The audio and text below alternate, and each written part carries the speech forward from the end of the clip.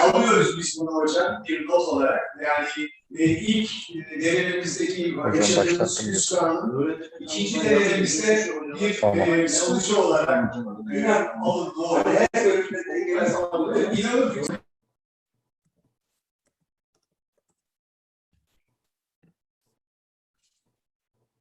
Okay, sorry for this late, but dear Professor Frank, I think now we are also live in YouTube. Then I think we can start. I write also our other friends in our department for participation. So I think, are you going to make a presentation as introduction? I'm happy to do whatever you want me to do. I can just start. Whatever your format is, feel free. Okay, then if you have presentation, and I think you have, then let me make a short introduction, and after that I will leave the floor to you. Then after your presentation, we can switch the questions and answer part. Okay, I propose that we start on the hour. At 5? I don't know what time it is where you are. My calendar okay, said sorry. 9 a.m. here, yes, and okay. that's 7 minutes from now. I don't, if that was the time announced, maybe there will be others who will come. Okay. Between now and then. So I think the difference is between New York and Istanbul is 8 hours. I think you are in New York, isn't it? I'm on the same time zone as New York. Yes, it's now 8:54 a.m. here. Then it's okay. Let's start at. We start at 5 p.m. That's what we announced earlier. Yes, for Turkey. Okay. That sounds like 9 hours time difference then. Yeah. Yeah. Yes, it is actually.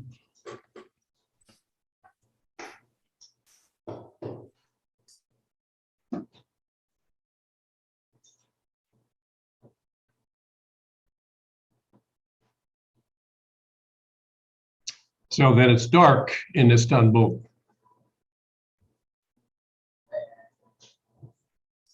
Excuse me? It must already be dark then in Istanbul. No, it's pretty okay for the time being. Oh. So here at 5 p.m. it's quite dark at this time of year. Okay. Now we're sort of fine, and also we didn't switch to winter time. So that's the reason why we have more light in the evening, but we have a lot of problem in the early morning. So we wake up, kids wake up, they go to school, it's dark, and we're not so used to that. But the current government decided to do it this way.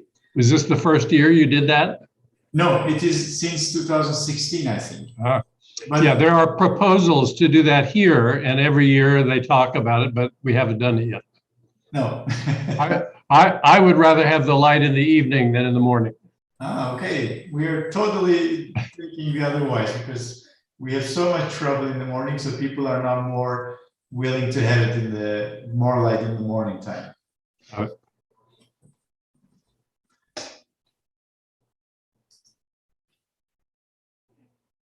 So we had some good crowd around 4 p.m. here, and then we told them maybe they could come back at 5 p.m. so that they didn't need to wait here. In the worst case, we are going to record it on YouTube, so in case they don't have time to come back, they can still catch up watching it.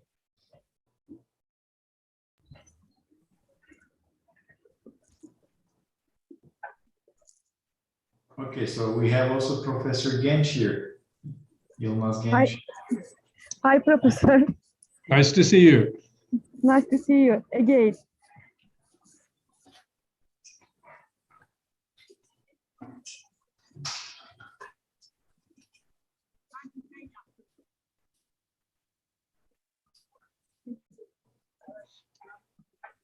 So how much time should I spend? I have a section at the end of the talk I prepared that I can either include or omit depending on time. If I do everything, it would take 45 or 50 minutes, maybe.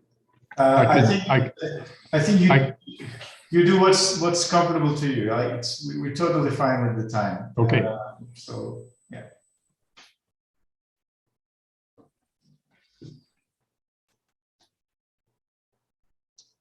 Do I see Jamie Galbraith on the screen? Yeah. Microphone is off. You do. Hello, Bob. How are you? I'm well, thank you. How are you doing? I'm, allowing for age and the general decline of standards. I'm all right. Are you in Turkey? No. I wish. No. Oh, I'm only pretending to be. I'm just, but I'm interloping.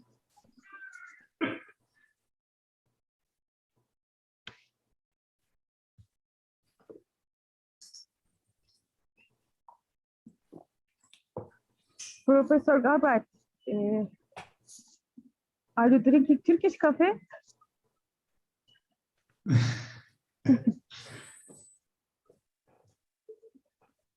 It looks like bigger than a Turkish cup of coffee. So. Yeah, this is. Yeah, she was asking Jamie, I think, what he was drinking. Yes. Okay. What am I I'm working drinking on? a big cappuccino. It's grown somewhere in Central America. I don't know exactly what it is. I'm Chinese this morning, drinking tea.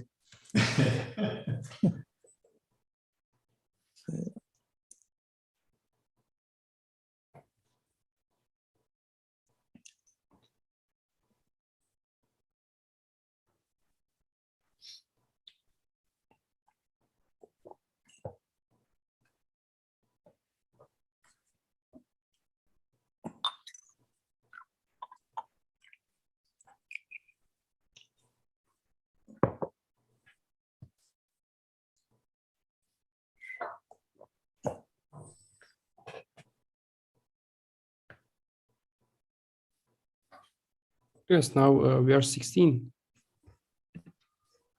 Yeah, the crowd is getting back. In YouTube. Yes. So I think we are at the time. Maybe I can make a brief introduction and then I can leave the floor to you. So again, Okay. dear participants and dear professor, welcome to our departmental seminar. Today we welcome Professor Robert Frank from Cornell University. I will shortly introduce dear professor. So Professor Frank, in fact, graduated from mathematics department at I think Georgia Tech. Georgia Institute of Technology. Then he continued to his graduate studies at University of California at Berkeley. In the fields of statistics and economics, I think MA in statistics and PhD in economics. And also since 2005, for 10 years, he was economics columnist for the New York Times for 10 years. It was the column named Economic View. Professor Frank is also the author or co-author of many books. Those are translated into more than 20 languages, including Turkish language also. And his papers were published in several influence journals. Also, some of his books are textbooks in economics and microeconomics, and these books are studied in economics departments of universities for sure. So that's why many students also should know him. And now, dear Professor Frank will be with us. First, he will make a presentation. After that, we will continue with question-answer part. And then you will write your questions. You will write them down to the chat box in Zoom or in YouTube. Also, we are in live in YouTube. I can direct questions from YouTube, and also, of course, you can raise hands and you can turn your microphones on and you can ask your own questions. I think it's enough for me. So, dear Professor, I'm leaving the floor to you. Thank you very much, Anil, and let me thank Seema also for inviting me to speak to the group. I appreciate very much the opportunity to talk with you. I'm going to experiment here and see if I can duplicate what we did successfully a few moments ago, which is to share the slides that I prepared for my talk. So first I click there, then I got to look through all the dreck on my hard drive to see.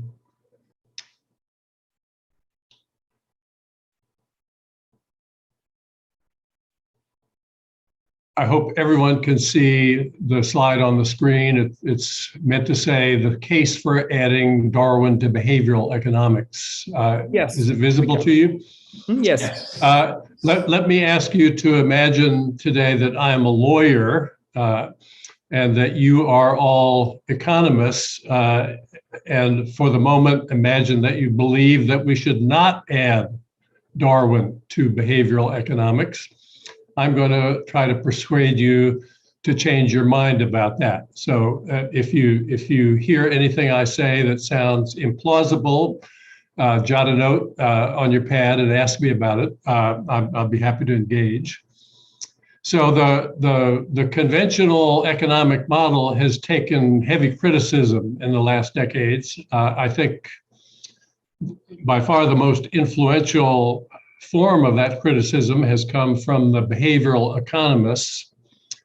They have, for the most part, taken issue with the rationality assumption. People aren't really as rational as we assume them to be because they make mistakes. Even when the problem is very simple, we need to completely rethink welfare economics and economic policy questions more generally. The model they're criticizing is not really Adam Smith's model. Smith was far more thoughtful than his modern disciples, many of them realize. Many of the free marketeers say that Smith's invisible hand idea was that you just turn selfish people loose in the marketplace and tell them to pursue their own interests, and that will produce somehow the best of all possible outcomes for society as a whole. Smith did not believe that. He was much more circumspect about his claim.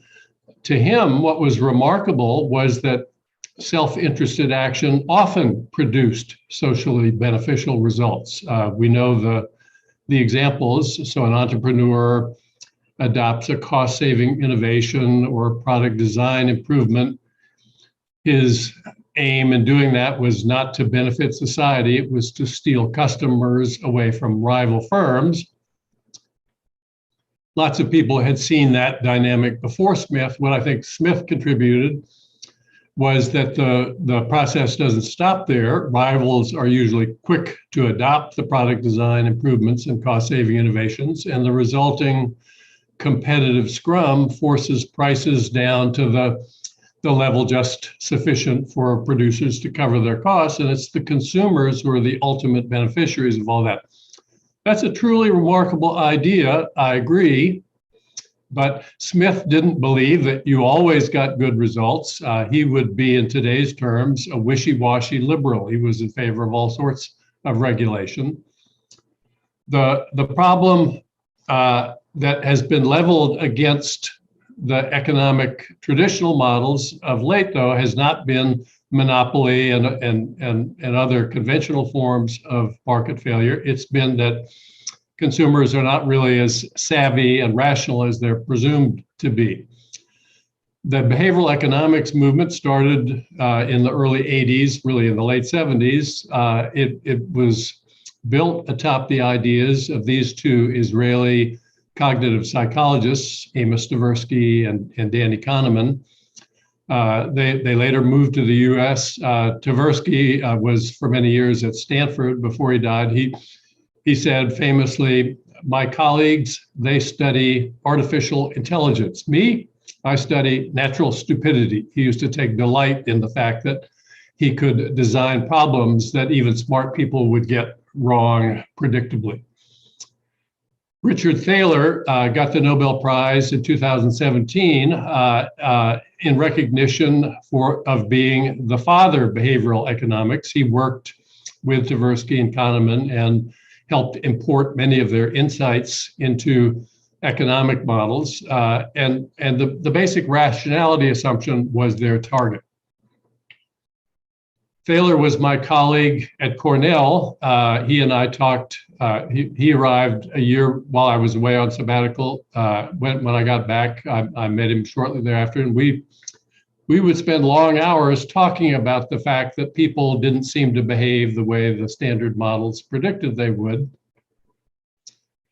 I taught what I'm reasonably sure is the very first behavioral economics course offered to undergraduates in the world, really.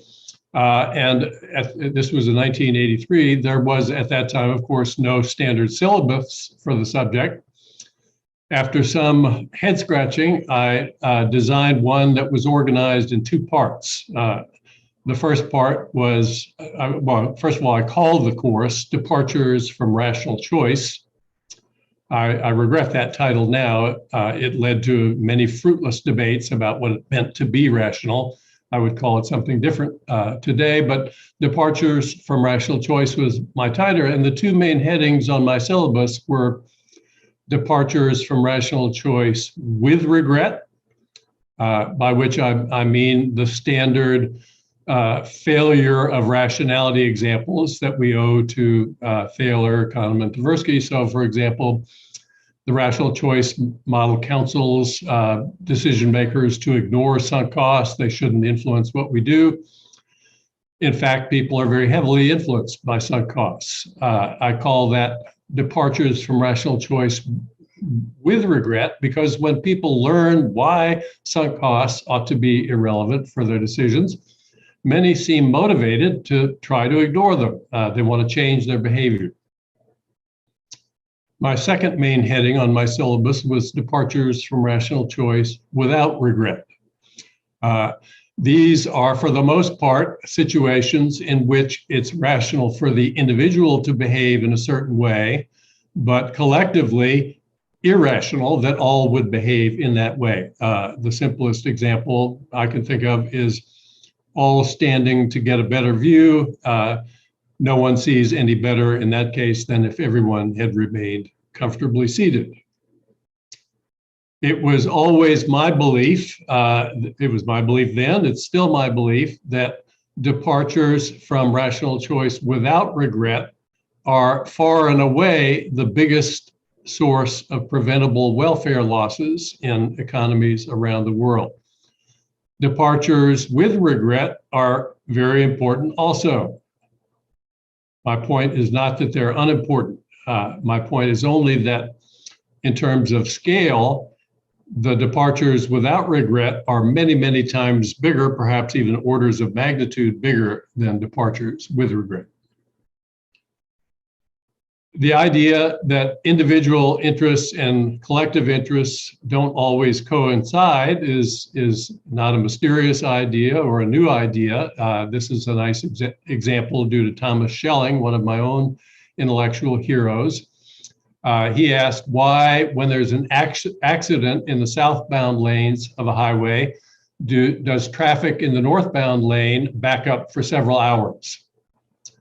And his answer was that when the motorist in the northbound lane arrives at the scene of the accident, he has a simple choice to make. Do I pause 10 seconds, slow down, and look over to see what's happening? I'm curious, I see the flashing lights. Or do I simply drive on at speed? It's an easy call for most drivers. They're curious. 10 seconds, it's not much delay. And so almost all of them do slow down for a better look. What they don't take into account is that the consequence of 10 seconds additional delay at the front of the queue is maybe a cumulative total of several additional hours of delay for all the motorists behind them. If the motorists could take a vote on the question, surely they would not vote to spend 3 hours to get a look at what's going on in the southbound lane, but that's not the way this decision is made. Individual interest, collective interest, At odds too, in another example by Schelling, he asked why hockey players, when they're permitted to do so, always and everywhere skate without helmets, yet at the same time, they will vote, often in secret ballots, unanimously for a rule requiring themselves to wear helmets. If helmets are so great, he asked, why don't you just wear them? Why do you need a rule? And here too, his answer drew on the fact that individual interests and collective interests are in conflict. So from the individual hockey player's point of view, taking off your helmet confers an advantage. You can see better, you can hear better, maybe can better intimidate rival players because you're crazy enough to skate without a helmet and risk injury doing so. That's a compelling choice for the individual players. A competitive advantage trumps any concern they might have about accidents or injuries, which after all are uncertain and come only in the future, and people have never been very good at taking uncertain or future costs into account. So the individual player finds it attractive to take the helmet off. The best response of rivals is to match that move, and so the equilibrium is one in which all players skate without helmet. The odds are completely unaffected by that. One team wins and one team loses the same as before, and yet every player is more exposed to injury. Individual interests, collective interests in conflict here. Note that a mere nudge, the remedy championed by the behavioral economics movement, a mere nudge won't solve this problem. If we put a sign up in the hockey players' locker room saying, caution, skating without a helmet might cause serious injuries, that will have absolutely no effect. We need something more powerful than a nudge. In this case, a rule is what it took. In a 2011 book, I claimed, not because I believed it was true, but because it seemed like an interesting marketing tactic, I claimed that 100 years from now, the world would recognize Darwin as the premier economist of all time, rather than Adam Smith, because I think there's a reasonable case to be made that Darwin understood more clearly than Smith the relationship between competition on the one hand and individual and collective welfare on the other. His insight was that traits are selected in nature largely because of their impact on the reproductive fitness of individuals, not on larger groups. He saw that traits that benefit individuals are often quite advantageous as well for larger groups. So when the hawk benefits by having a mutation that codes for keener eyesight, that's good for the individual hawk. It's good for hawks generally. That's not true in general. There are many traits that benefit individual animals that work to the extreme disadvantage of larger groups of animals to which they belong. Consider, for example, the massive antlers of the bull elk. They're 4 feet across. They weigh 40 pounds or more. Why are they so big? Darwin's explanation was that elk are vertebrate species which are polygynous, meaning that they take more than one mate if they can, the males do. In a polygynous species, if some males take more than one mate, that means that other males have no mates at all. And that's the ultimate dead end in the Darwinian scheme. You don't pass any of your stuff on into the next round. And so because of the incentives under that scheme, it's imperative that males take every action within their reach to gain access to females. And in many vertebrate species, what they do is they fight with one another for access to females. And in many species, they have various forms of weaponry that they employ in those battles. For the elk, it was their antlers. And it's easy to see how this all played out. A mutation coded for larger ones. That animal won more of its fight with other males. The genes for that mutation appeared frequently in the next round. Mutations accreted one upon another, and we got these massive antlers in the end. Note that the process didn't proceed without limit. The antlers aren't 40 feet across. They don't weigh 4,000 pounds. But to claim that they're optimal from the perspective of bulls generally simply is not a defensible claim. In fact, there's clear evidence that because these antlers make bulls highly immobile in densely wooded areas, they're easily surrounded and killed by predators in those situations. It would be much, much better if every bull had antlers that were smaller by half. If they could take a vote on the matter and understood the logic of the situation, they would vote for that. Of course, they can't do that. Could evolution solve the problem on its own? Well, a mutation could come along that would code for smaller antlers. That animal wouldn't be as likely to be killed prematurely by predators, but he would never gain access to females. And so the genes for those smaller antlers would die with him. Individual interest, group interest, clearly in conflict here too. I'm going to talk about what I think is the biggest source of welfare loss in modern market economies, and that's another fact that creates conflict between individual and group interests, and it's one that stems from the inescapable fact that virtually every evaluation we make, how cold is it, how long is it, how fast is it, all evaluations we make are inherently heavily influenced by context. So here's a simple example. Which of the three ovals on this slide is darkest? You suspect a trick. Obviously, it is a trick. The ovals are exactly the same shade of gray. But if you have a normal brain, it should be telling you that the one on the left is the darkest. Why? Because the contrast between it and the surrounding visual field is most stark in that case. It looks dark relative to the field. The others don't look as dark relative to the field. If you think it's the darkest, that's an error, but you should be grateful that you make that error, because if you didn't make that error, you wouldn't see the world normally. You wouldn't be able to make valid inferences about the world if you didn't make that error. Of course, context shapes evaluations about many other things we buy. Is my house okay? I lived in a house like this for 2 years when I was a Peace Corps volunteer in rural Nepal, just out of college. It had 2 rooms. It had no electricity. It had no running water. At no moment during the 2 years I lived in that house did it seem in any way unsatisfactory. It was a completely satisfactory house. It was a nicer house, in fact, than most of the other teachers who taught in the village high school where I was teaching in Nepal. I was pleased to have guests over. It was a totally satisfactory house.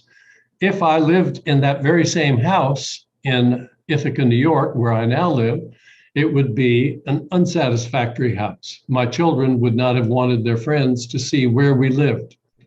I would have been ashamed for others to see where we lived. It would be a clear signal that I had failed utterly to meet even the most minimal demands of social existence in this context. This is a picture of the house I live in Ithaca today. If my friends from Nepal would visit and see my house, they would think I had lost complete control of my senses. Why would any person need such a grand house as that? Why so many bathrooms? What's the problem here? They would wonder. You wouldn't wonder that. My friends in Ithaca don't wonder that. This is a normal house for a senior professor teaching at Cornell living in Ithaca. Most of my colleagues live in bigger houses. Context matters in these ways. It's completely uncontroversial to say. Nobody would challenge that claim. Of course, people with much more money than I have live in bigger houses than I have.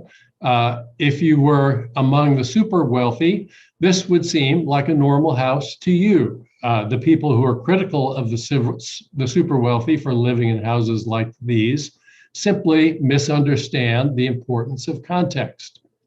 They make the same error my Nepal friends would make if they think I was violating normal decision-making by living in the house I live in currently today. The people in the middle class, in fact, are not offended by seeing the houses of the super rich. They want to see pictures of them. They think they'll be rich someday. Perhaps, maybe they want to know, what will it be like when I'm rich? The people who are directly affected by these houses are the near rich, the people just below the top. Maybe it's the custom now in the top circles to have your daughter's wedding reception at home. The near rich attend these receptions and they leave thinking, now we need a ballroom that can accommodate 200 guests. We should have our daughter's wedding reception at home. They build bigger. Their friends just below have dinner at their house and leave thinking, now we need a dining room that seats 18, not 12. We build bigger. And that cascade occurs all the way down the income ladder. Without reference to it, it would be absolutely impossible to explain why the median new house built in the United States today is 50% larger than its counterpart from 1970. It's not because the median real earnings are higher, they're not per hour. There is a slight increase in median incomes because there are more two-family earners now than there were then, but the earnings have not begun to keep pace with the extra expenditures that families have had to make on housing. Why are the people in the middle making such lavish expenditures on housing if they can't afford it? That's the question. We're seeing similar cascades in other areas. For example, weddings, which in real terms cost an average of $12,000 in the US in 1980, in 2018 were 3 times that expensive. Why have they gotten more expensive? Because the super rich were spending more on their weddings, and that cascaded all the way down the income ladder. Failure to spend what is now normal to spend on your daughter's wedding reception is to risk guests going home thinking that you failed to appreciate what an important occasion it was. Are people happier because everyone's spending more on wedding receptions? There's absolutely no reason to think anyone is happier. And in fact, there is some suggestive evidence now that people are less happy. The couples who spend more than $20,000 on their wedding receptions are more likely to divorce slightly each year than couples who spend between $5,000 and $10,000 on their wedding receptions. We see cascades like this in virtually every domain. I'll make now another statement that I don't think any informed member of the audience will challenge, but tell me if I'm wrong about that. Suppose there are 2 of you looking for a professorship in economics, a new assistant professorship. My claim is this: it will be advantageous to you as one of the competitors to be perceived as more rigorous than your rival. Well, how can you be perceived as more rigorous than your rival? One step you could take is to employ more formal methods of mathematical analysis in your papers.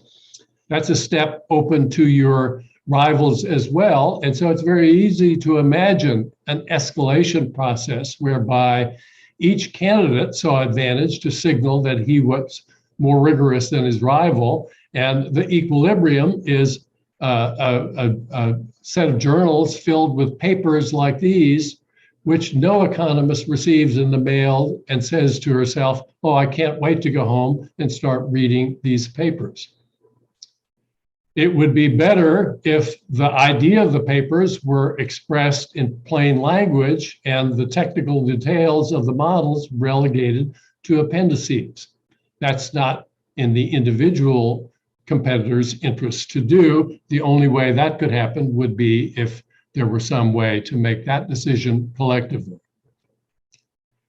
So here now is the theory section of my talk. I'll put that in scare quotes. There is not a single equation in this section. It consists only of 2 thought experiments and an analogy. Okay, the first of the 2 thought experiments, they have exactly the same form. Your own world is about to be destroyed. You can get on a rocket ship and go to a new world. You have a choice of 2 different destinations. They're going to be the same forever once you get there. And the conditions are such as described in the experiments.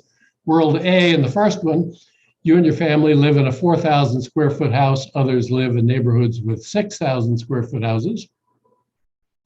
World B, you and your family live in a neighborhood with 3,000 square foot houses. Others live in neighborhoods with 2,000 square foot houses. Which would you pick? The conventional rational choice model says this is an easy decision. The utility from a house depends only on its absolute features. How big is it? How many bathrooms does it have? And so on. World A is a uniquely better choice. Your house will be bigger there. Most people, though, when they're confronted with this choice, pick world B. The people who pick world A don't seem puzzled that people might pick world B. They seem to understand why somebody might. Many of the people who picked world A in this experiment picked world A because they thought they shouldn't care how big their neighbors' houses were. I would pick world B in this experiment, not necessarily because I thought I'd be happier with a 3,000 square foot house, but because I think many other concrete aspects of my life would be better in world B. More on that in a moment. Here's the second thought experiment. Like the first one, it's a choice between relative advantage and absolute advantage. When it was house size, we chose relative advantage. Here, the choice is between absolute and relative advantage in the domain of workplace safety. In world A, you'll have a 2 in 100,000 chance of dying on the job this year. Others will have a 1 in 100,000 chance.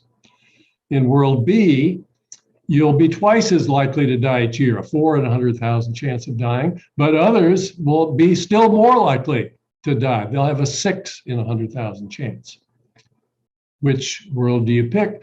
I've done this experiment in many countries. Never once has anyone voiced a preference for world B. Everybody picks world A.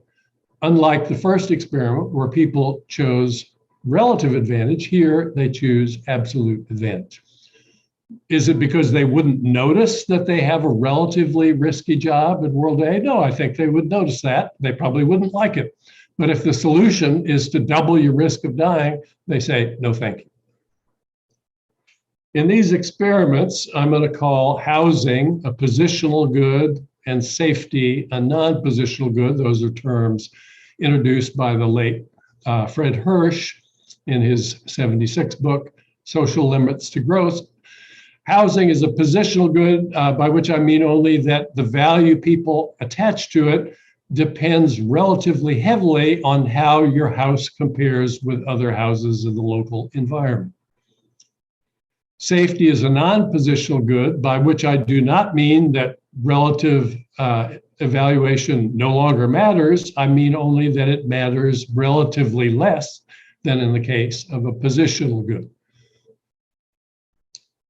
Now, the theorem, it's in the form of a simple analogy. Nobody disputes the logic, or I should say, most people would be embarrassed to dispute the logic of the military arms race metaphor before a well-informed audience. We say that nations engage in military arms control agreements because without them, they would have a tendency to spend too much on bombs and too little on roads and hospitals and highways and consumption goods. I'm going to use toasters as a stand-in for all other kinds of goods we might buy besides bombs. And so we say bombs are to toasters as positional goods are to non-positional goods. The reason we get too many bombs and not enough toasters is that bombs are much more sensitive in our evaluations of them to context. If we have fewer bombs than our rivals have, we lose our political independence. If we have fewer toasters than they have, we don't like that either, but we can live with that. Positional goods are by definitions ones that are more sensitive to context. And if we get an expenditure arms race in the military case, the logic is exactly parallel in the positional goods arms race. We spend too little on non-positional goods, too much on positional goods. Well, what are non-positional goods? In the US, infrastructure spending is a conspicuous example. Engineers estimate that our current backlog is more than 4 trillion. If we spent more in this area, people's lives would be better. Their commutes to work wouldn't be as long. They wouldn't get as many accidents. All these things have meaningful impacts on human well-being.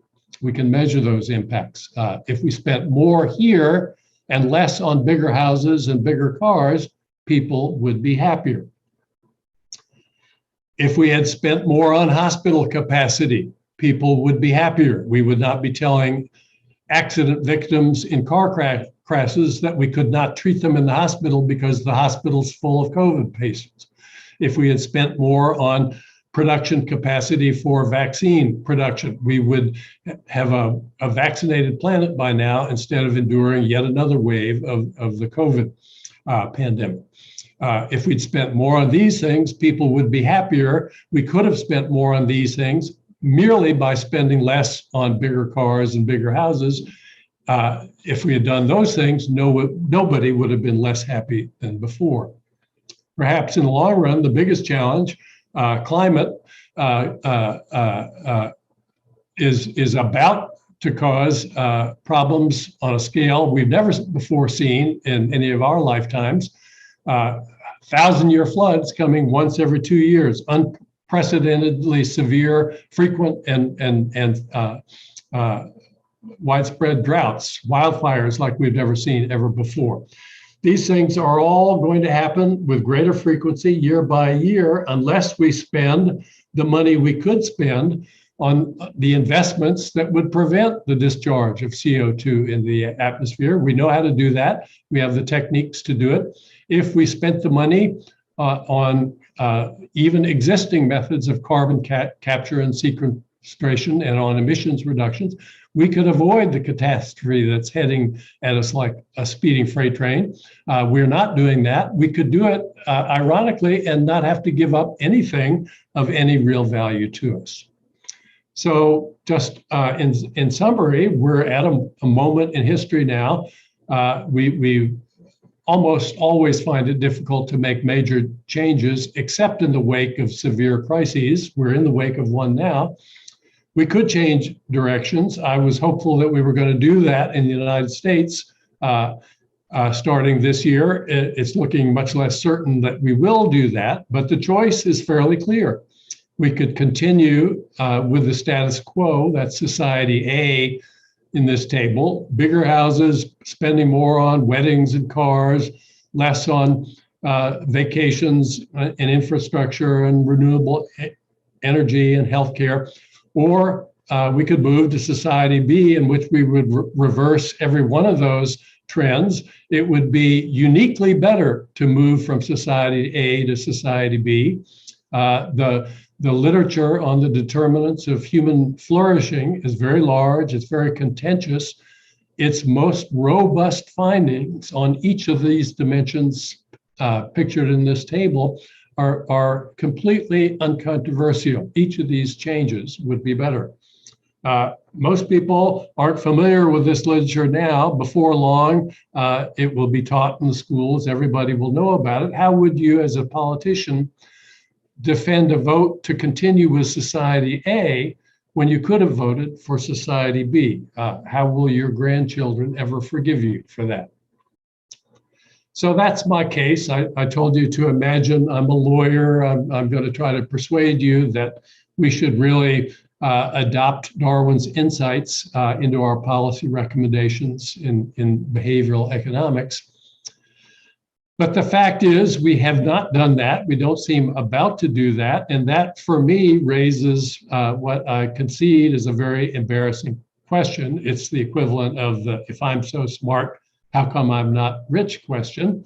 So if I've been recommending for 30 years that we spend less on private consumption, because that wouldn't hurt anyone in the process, and take the money we save and devote that to public investment that would produce tangible benefits for everyone, why don't we vote for politicians who would do those things? Why instead do we vote for politicians who do the opposite of those things? This is a very troubling question for my hypothesis. I'm going to claim, and I'll explain as best I can, it's because people suffer from what I'm going to call the mother of all cognitive illusions. We're making a grave mistake here, but it's a natural mistake. So first, a little primer on cognitive illusions generally. We make them not because we're stupid, but because the brain is forced to rely on shortcuts to make normal judgments about what's going on in the world. We are bombarded every day by terabytes of information. There's no way we could possibly process it all in any literal sense. We've got to use heuristics or rules of thumb. And so we do that even though they lead to predictable errors in many contexts. So which of the two squares is darker? This is going to seem like a trick, like the earlier trick I played with the sketch of the three ovals. Which of the two squares labeled in the diagram here is darker, square A or square B? I think it's an easy question. If you look at the diagram, my own brain tells me unequivocally that square A is darker. There's no way it could possibly be the same hue as square B. Here's what the psychologists tell us, though. They say the brain also has an additional piece of information. One thing it knows is that the light coming off square A and the light coming off square B emits with the same intensity. It enters the eye with the same strength. It's carried by the optic center of the nerve to the visual processing centers of the brain with exactly the same strength.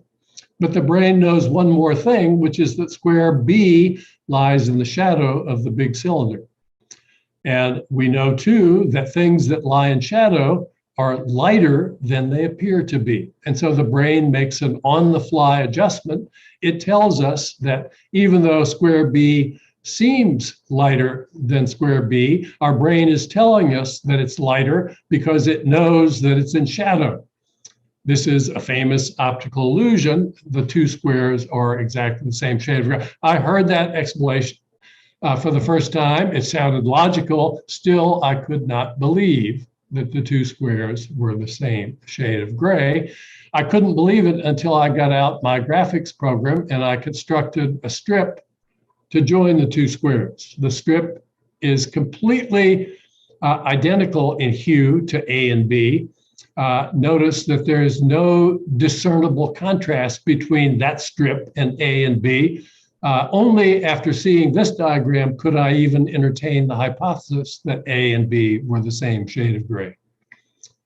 And I take a moment to dwell on this example just to illustrate that if you are a victim of a cognitive illusion, you don't need to apologize. You don't need to hang your head in shame that you're stupid. Your brain functions normally, and yet it can be misled in certain contexts to make the wrong judgments. This is one of them. How will higher taxes affect me? I'm a rich person. I'm trying to answer that question. The natural cognitive strategy to employ in answering that question is to try to think back to the last time my taxes went up. How did I feel about that? That's normally a good strategy for many kinds of stimuli. This time it doesn't work very well. Why? Because for most people alive today in the United States, it's true in other countries around the world as well, the tax rate never has gone up significantly on top earners. When I graduated from Georgia Tech in 1966, the top tax rate was 70%, and World War II had been 92%. 1982, 50%, 1987, near the end of the Reagan years, 38%, a slight increase after that. A slight increase after that to 39%, too small to notice or remember. Now again, lower than ever. So I can't use plan A. I can't think about the last time my taxes went up because they haven't gone up.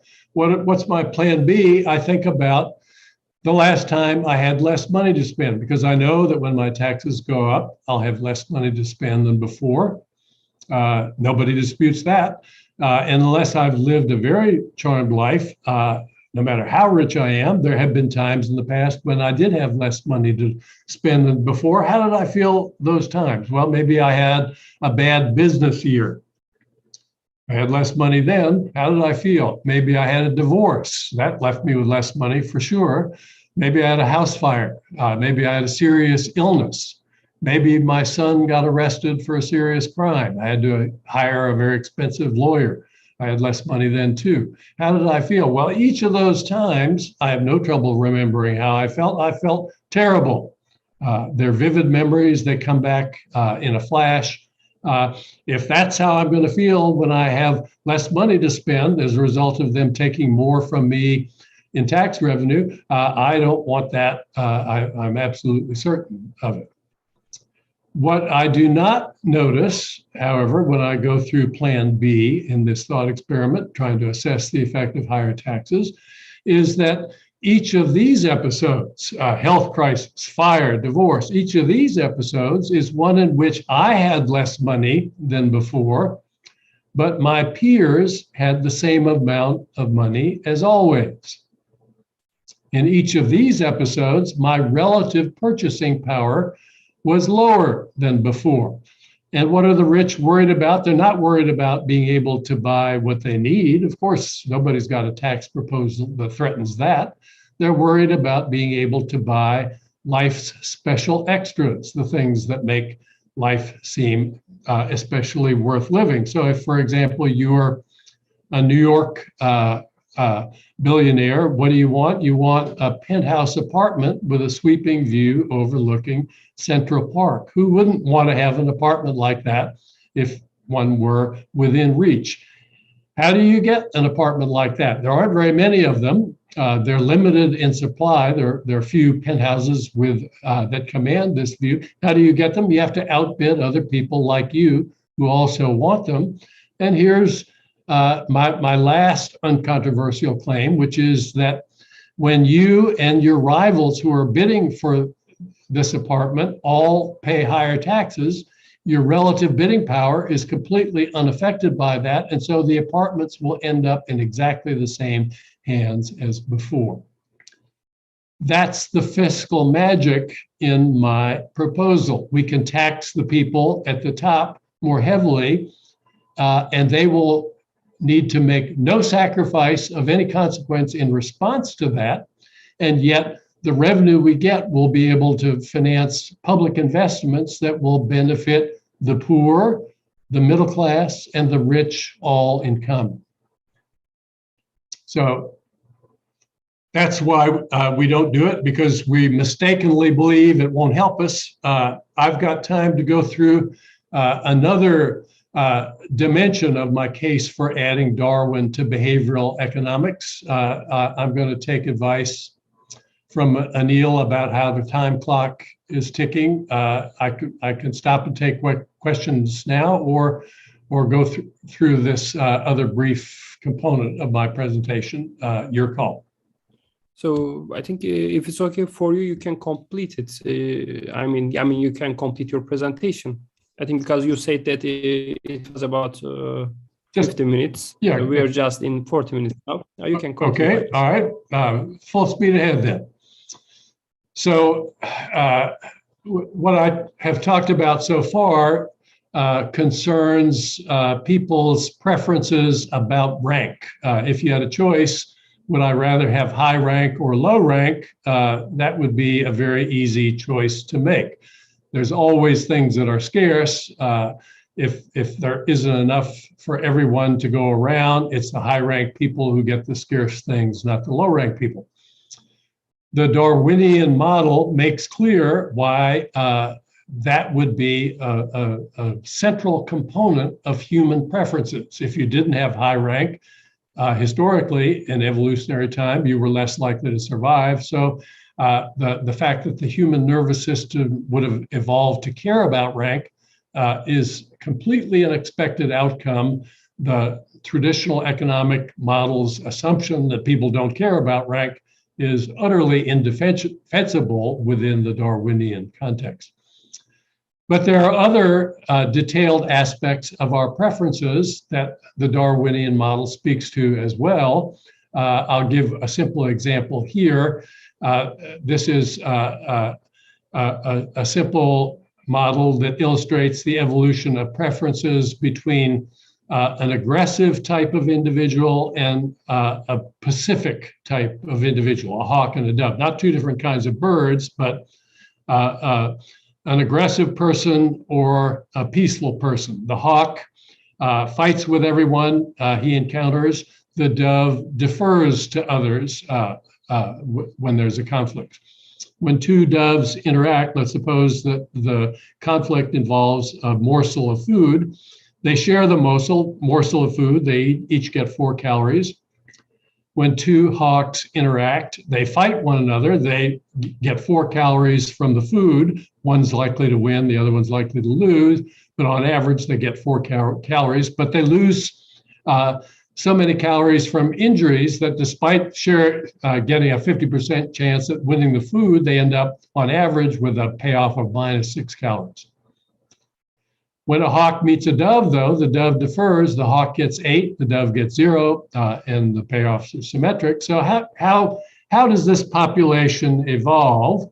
I'll share the slides later if people want to have access to them. You don't need to try to follow the arithmetic on this slide, but you can very easily plot the average payoffs for each type of individual. The hawks, if the vertical axis measures their share of the population going from 0 to 1, if there were no hawks in the population, the average payoff to them would be 8 calories. They'd get the food every time. Nobody would do battle with them. If they came to dominate the population, if there were 100% hawks, they would have only one another to fight with over food, and they would get a payoff of -6. The dove's payoffs schedule is less steep. If they were the only ones in the population, they'd get 4. If they were the entire population, if hawks were the entire population, they'd get 0 when hawks were 1.0 share of the population. The equilibrium share of the population here is 40% hawks. It's where the two payoff schedules coincide. If we were to the left of that, we tend to move in the direction of more hawks. If we were to the right, it's a stable equilibrium. It is not an equilibrium that is collectively optimal. Best of all would be to have only a population of doves, 0% hawks, everybody would get 4 instead of 2.4. Hawks could easily invade that population, and in that case, the payoff would be driven down to 2.4 in equilibrium. So we can predict which preferences will evolve with models of this sort. In the standard social dilemma, the prisoner's dilemma, for example, we see the defection strategy being dominant. If individuals could cooperate, they would do better. But if they interact at random and there are cooperators and defectors, the defectors always get higher payoffs in either form of interaction, either with cooperators or defectors. We would see cooperators driven to extinction. What if, however, there were some way of identifying cooperators by looking at them? What if they had a red birthmark on their forehead in the shape of a C? Well, the world would be different. In that case, cooperators would interact only with other cooperators. If you didn't have a C on your forehead, they would say, no, thank you, when you propose to interact with them. The defectors who would lack a C on their forehead would propose to interact with cooperators whom they could identify by looking at the C on the forehead. The cooperators, seeing no C on the forehead of the defectors, would refuse to cooperate with them. In that world, there would be no defectors in equilibrium. The defectors would go extinct in that world. That is not the world we live in. I will not need to persuade an American that that's true. I'm guessing I will not just need to persuade a Turk that that's true. There are plenty of defectors still out there. And the reason for that is that we cannot identify cooperators at a glance. It takes some work to identify them. How do we identify them? Here's a hint that comes from Darwin's 1872 book, The Expression of Emotion in Man and Animals. Darwin argued that these two dogs have a manifestly different set of electrical impulses going on in their brains. The one in the left panel is about to do battle with a rival over a bone or a mate or some other resource. Every dimension of its behavior is serviceable in that task. Its ears are pricked forward, its eyes are round and staring about, its fangs are bared, all the tiny non-striated muscles on its back are constricted, thereby to raise the hairs on its back to make him look larger and more intimidating. Every aspect of his posture is serviceable in battle. If a dog had to go through that checklist consciously, voluntarily, it would be too slow. It would have been long since relegated to the evolutionary scrap heap. When we see that posture, we know that the emotional valence in the dog's brain is readiness to do battle. Otherwise, the dog would not be fit to do battle. The dog in the right is in exactly an opposite valence. It's greeting its master. None of those postural elements are. We can make a valid inference about electrical activity in the dog's brain without being able to see inside the dog's brain, because there are hardwired linkages between the dog's emotional valence and things we can see on the dog's body. It's the same with humans. Muscles in the human face are under control of impulses in the brain. And there are many combinations of muscles that cannot be produced voluntarily, that happen spontaneously in response to certain emotional experiences. One in particular I'll describe involves the combination of the pyramidal muscles, those at the bridge of the nose, and the corrugatal muscles, those at the center of the brow. Here's a slide, a drawing I made. I have no training in art.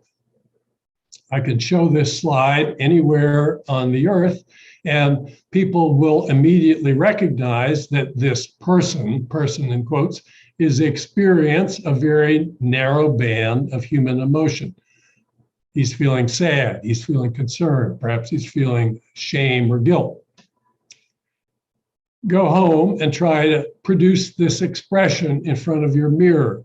Elevate your eyebrows in the center and make your forehead furrow in the manner shown. It's very difficult to do that on conscious command. Accomplished actors can do it. How do they do it? Often they try to remember a sad experience, and the experience of that memory causes the emotion to occur and the spontaneous link to the muscles involved. This photo didn't reproduce very clearly. It's of a boy who's accompanying his dog to the vet. The vet is giving the dog a vaccine at the moment the photo was snapped.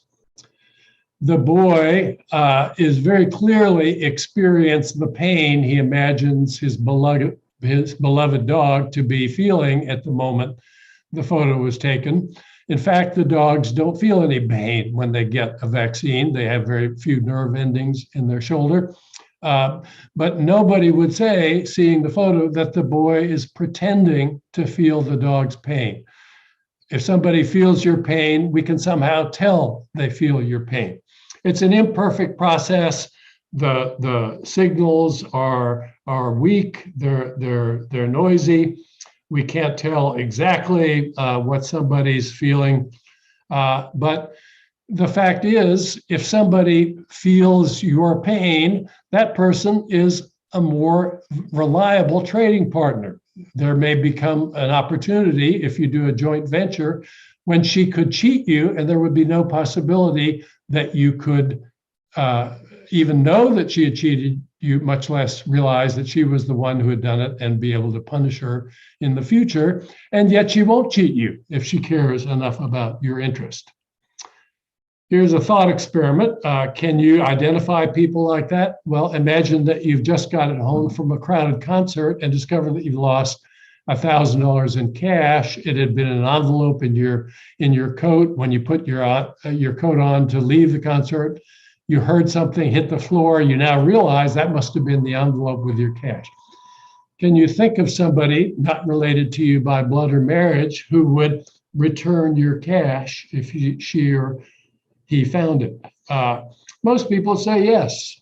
If you can't think of a person like that, maybe you should get out more, form more relationships, try to enlarge your social engagement with the community. Most people feel they can identify at least some people.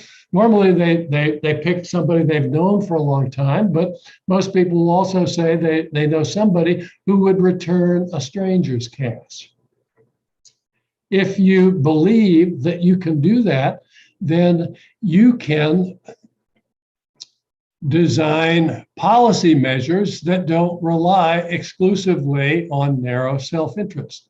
If you want to get people to return pesticides that they no longer intend to use, you don't have to rely only on threats of punishing them if they fail to do that, or rewards to them if they do that. You can try to infuse norms in people that make them feel obligated to do that. So there are many things I believe that we would do differently if we embrace Darwin's view of human beings and their motivations seriously, that we don't do in our narrow vision about what the human enterprise is all about. So that's in a nutshell my case for adding Darwin to behavioral economics, and I welcome your comments and criticisms, anything you found unpersuasive about that case. Thank you all very much for your kind attention.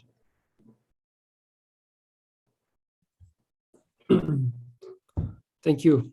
Thank you, dear professor, for the presentation. It was really great, at least for me. I took some screen sharing, but I think you said that you can also share the presentation. Yes, I'll be happy to send my slides along, and you can make them available. It's a big file, so you'll have to post them somewhere where they can be downloaded successfully, even through conventional server constraints. Okay, I think now we can go to question and answer parts, and I see dear Professor Durmaz is raising hand.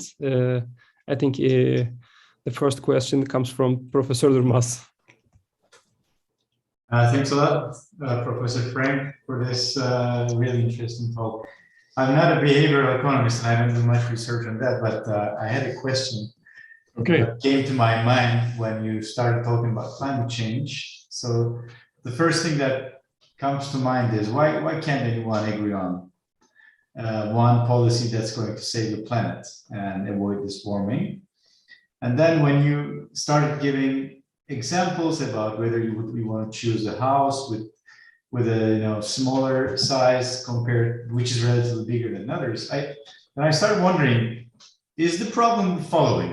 So developed countries maybe could do more, but they're not doing more in that case. And when I say more, I mean maybe distribute some sort of establish some funding mechanisms, which is going to help developing nations to, let's say, spend more money on infrastructure, which is going to be more pro-environment, etc.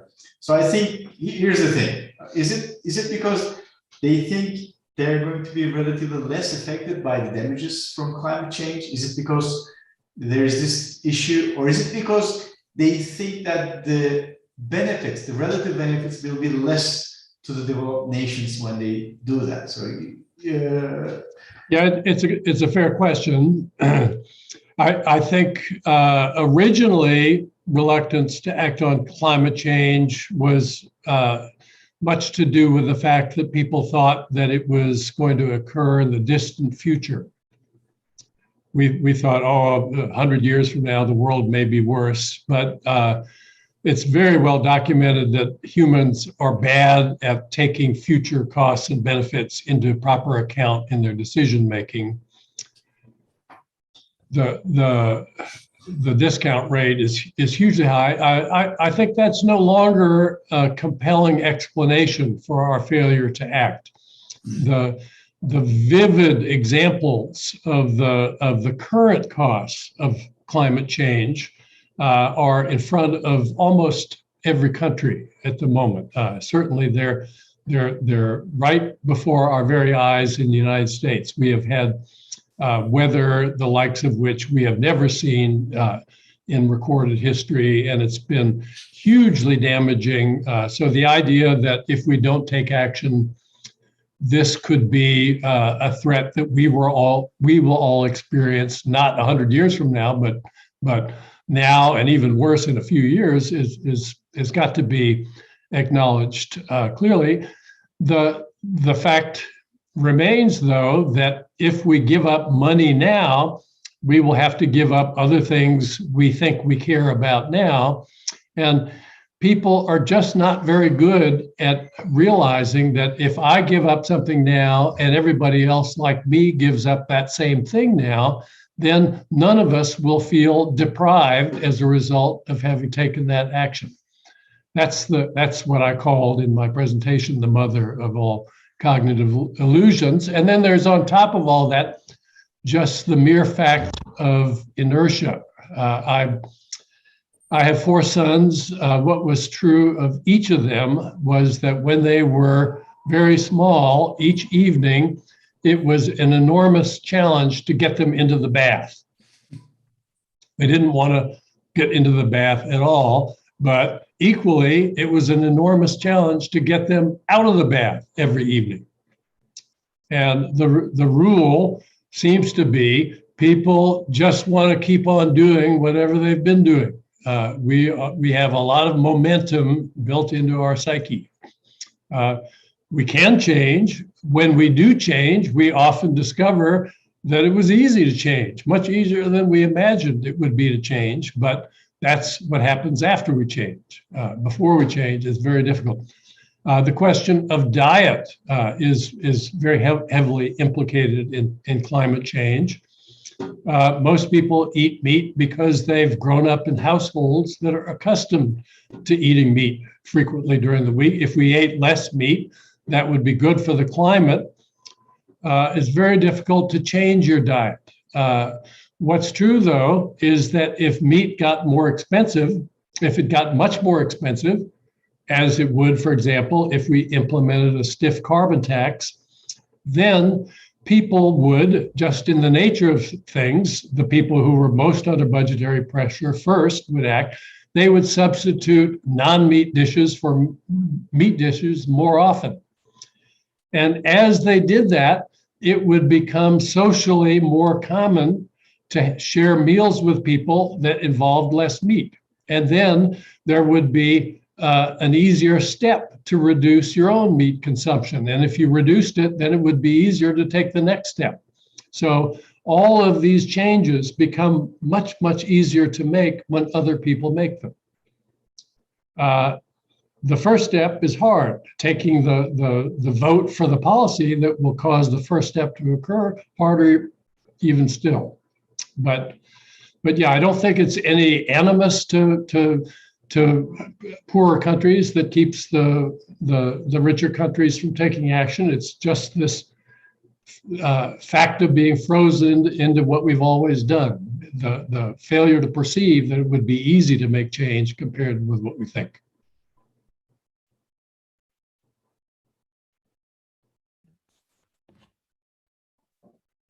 Okay, thank you. I think it was all the answer. Dear Durmaz, you want to say something else? Tunç Hocam, you want to say, something else? No, thanks a lot. Thanks a lot for that. Yeah. Okay, then, now if we are waiting for some other questions or comments. Dear Professor Sunal, your microphone is off now. Okay, now it's open, I think. Hello, Professor Frank. Hello. Let me first start by saying that I was brought up as an economist through your book, Microeconomics, back in the time, 1990s. So it's particularly another pleasure for me to meet you, at least online. my question is this. At the very beginning of your presentation, you very rightfully expressed that some behavioral traits, some behavioral patterns are good for the individual, but not good for the group, which is a very basic evolutionary fact. And the framework you have put here is quite familiar to me, because I had quite some reading on evolutionary economics, including your work, and behavioral economics. Therefore, the overall view looks familiar to me.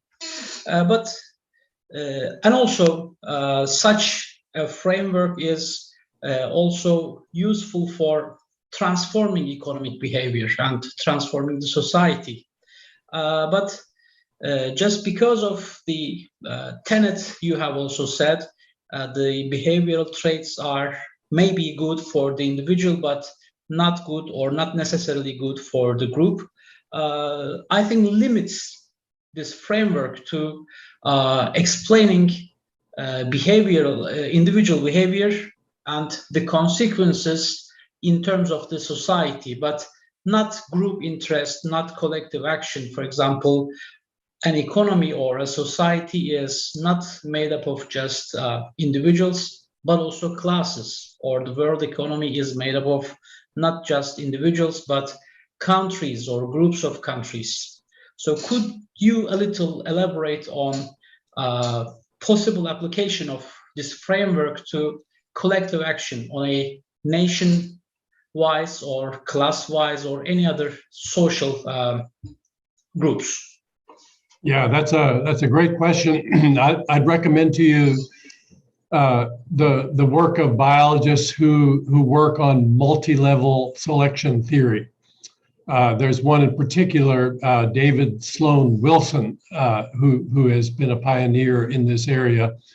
And the problem is analogous at every level. There are levels of selection. There's competition among, as you point out, classes, clans, clubs, counties, states, regions, nations, maybe someday planets. There will always be different units who are striving to move ahead relative to others, and many of the actions that promote advancement of individual units at whatever level of aggregation are good for them, but bad for the larger collection. So yeah, it's an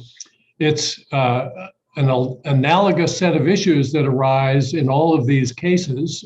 We see treaties among nations to solve collective action problems. We see agreements among friends to solve them. I'm not sure where to go beyond that general observation. It's a pervasive problem, and one that I think is well worth additional attention. You know, the biologists who study it have been able to illuminate many things that seem mysterious in the past, and we should follow their lead, I believe. Thank you. Thank you very much. And nice to meet you. Good to make contact with somebody who used that book long ago. Yeah, and it was a pleasure.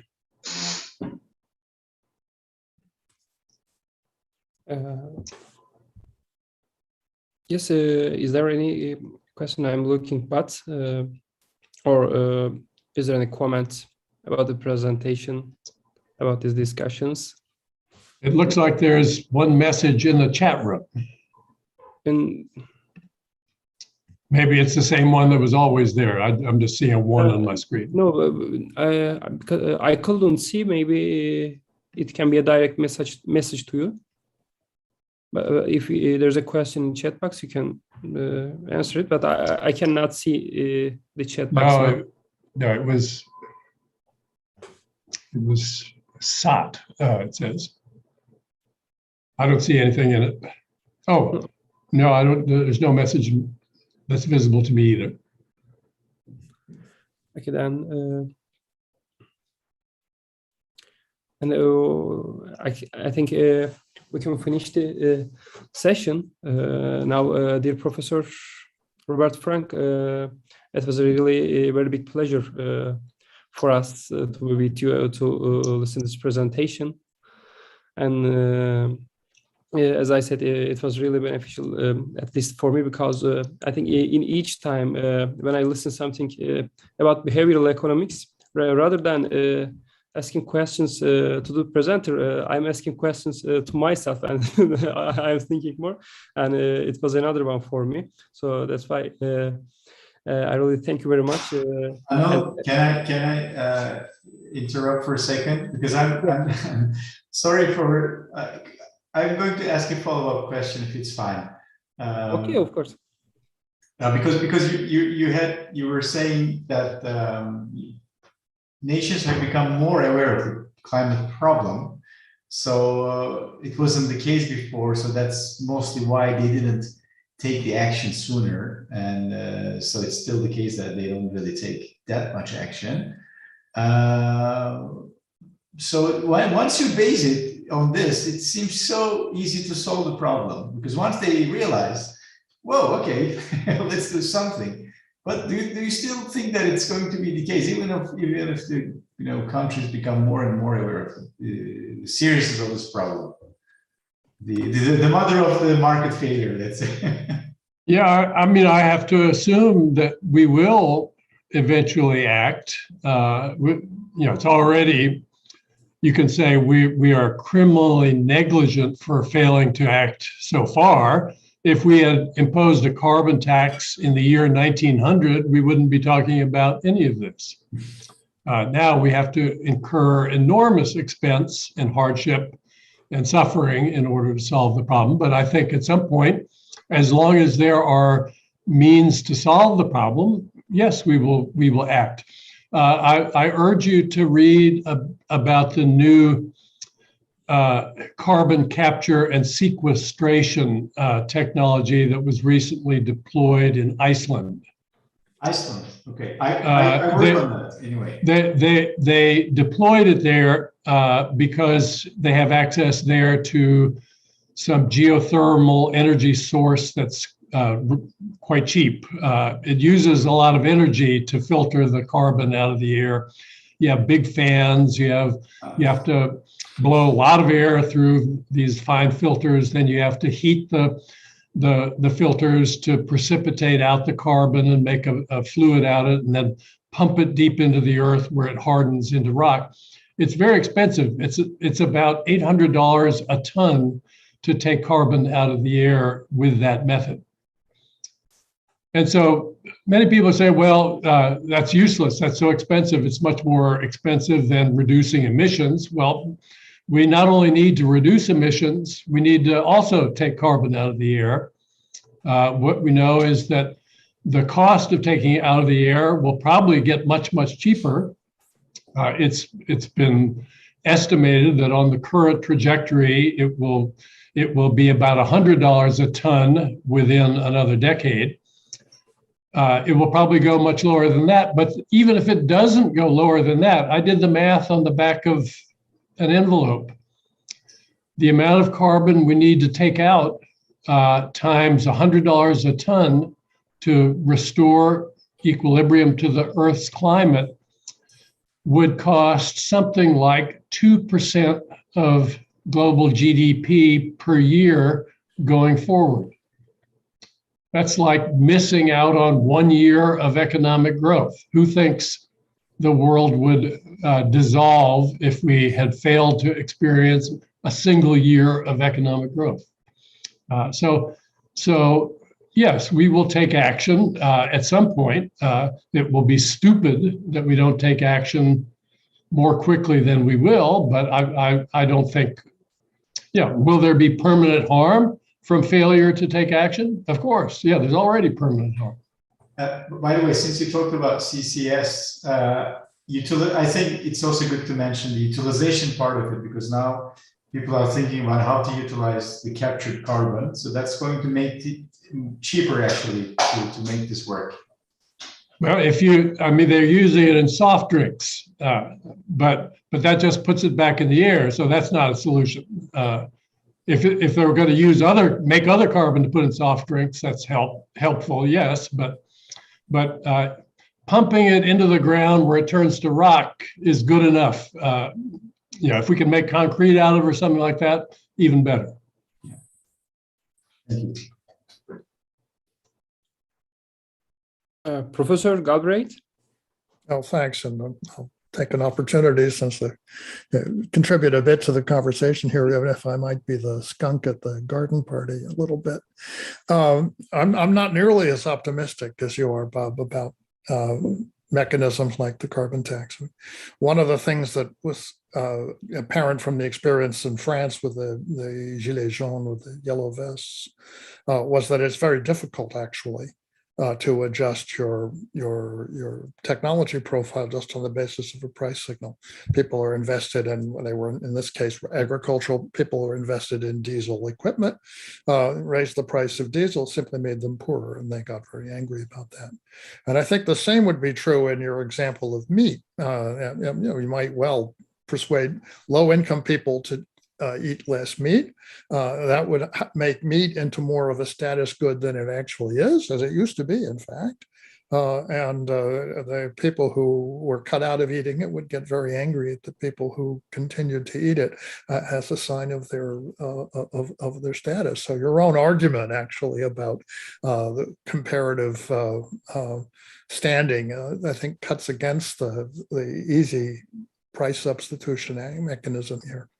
Now, to make one other point, which is slightly different, but on the same general area about carbon capture, which at least the people I talk to, and I do live in Texas where this is an issue, say that what's driving carbon capture is a desire to pump the stuff into the ground in order to get hydrocarbons out in the Permian Basin. And it's an intermediate in the fracking process, and that is driving a good deal of the hype behind this particular technology. Whether that's energy neutral or in fact accelerating the extraction of fossil fuels is something which is being actually people are disputing. So I'd just be a bit careful about saying it as a contribution to a solution. It may actually be a contribution to a deepening of the problem. Yeah, those are both good points to consider. I think on the carbon tax, it's important to remember that we have to tax something. So then the question is, what should we tax? I've argued for a long time that we could raise more revenue than would be required for even the very most expansive vision of the just society if we limited the things we tax only to behaviors that cause harm to others. Emitting carbon is a clear example of a behavior like that. The other thing that commends carbon taxation to us as a policy is that the emissions of carbon worldwide are very heavily concentrated among top earners. There was a Oxfam study a few years ago published showing that more than half of all worldwide carbon emissions come from activities by the top 10% of global earners. It's a little less concentrated than that in the United States, but it's concentrated here too. The rich live in bigger houses, drive bigger cars, fly to more distant locations, eat more carbon-rich diets, and so on. And what that means is that if we forget about trying to raise revenue from the carbon tax and instead treat it strictly as an incentive measure, we could make it revenue neutral. And by returning the revenue from the carbon tax in a progressive fashion, we could easily design a rebate scheme whereby 90% of all voters would get a bigger check each month in the form of a rebate from the carbon tax than they had paid that much in additional carbon taxes. And if you couldn't, in a democracy, sell a measure that would be manifestly beneficial to 90% of the people, then you lack basic political skill, it would seem to me, that, or at least that's a reasonable claim. Yeah, I would worry with you that pumping slurry into the earth might be used for the side effect of having to abet fracking activities that would pump more fossil fuels out of the earth. That if that proves to be a problem, it's something we ought to regulate directly. And pumping them out would be much less attractive to do if they had to bear the burden of a heavy carbon tax. Well, I wonder, the idea of these Hicks-Calder compensation schemes have been around for a long time, but I'm not aware of a successful example. I wonder if you are something where this actually worked. The alternative argument is that you're just dealing with elasticities, which are much larger or much less serious for rich people than for poor people. They're going to cut down on what poor people can consume, but rich people, they're I mean, we have a social safety net that includes transfer payments to low-income individuals. I was heartened by the size and the terms under which the child tax credit was introduced, and until yesterday was feeling optimistic that we were going to make that measure permanent. Let's see if we have hit a speed bump that is going to prevent that from happening.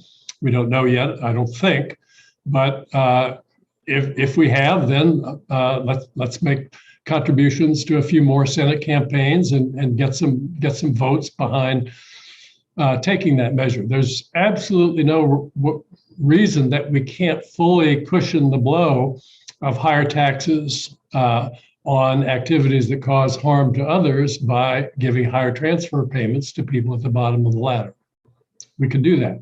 We have done that. We do that. We should do more. There are safety nets. I'm just wondering if there's an example of a sin tax or something of that nature, which was then compensated by a revenue distribution. I can't think of one offhand. I can think of these things happening separately, but not in a manner that was effectively linked. Well, would the fact that we haven't done that be a reason for not doing it? No, I don't know. It would make you ask, is there some good reason why we haven't done it? I think that's a good question.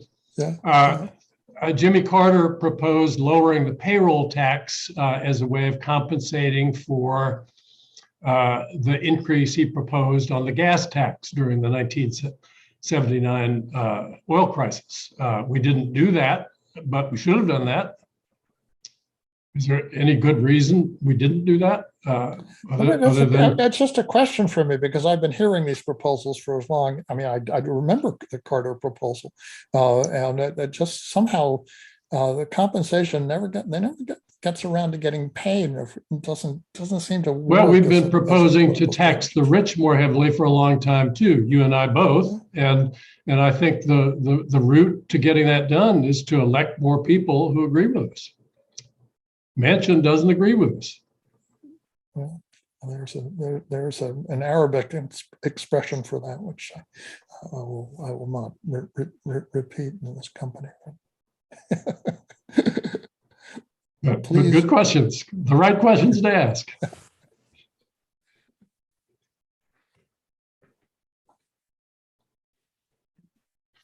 Okay. Then I think so we can end the seminar. Now, dear Professor Frank, again, thank you very much for coming. I can leave the floor to you again if you have something to say at the end, like a closing speech. I don't know how many of you are familiar with the work of George Ainsley. He is one of the pioneers who demonstrated the importance of hyperbolic discounting, the very heavy rate at which animals and people discount the future. He's a psychiatrist. He told me recently, he's a very interesting guy. If you haven't read him, I strongly recommend his work. He said the most scarce resource in the future will be the willingness of other people to pay attention to us. You know, there are all these electronic distractions. They're sucking up more time every year. And he said human flourishing depends on human engagement, and if nobody listens to you, then it's not good for you.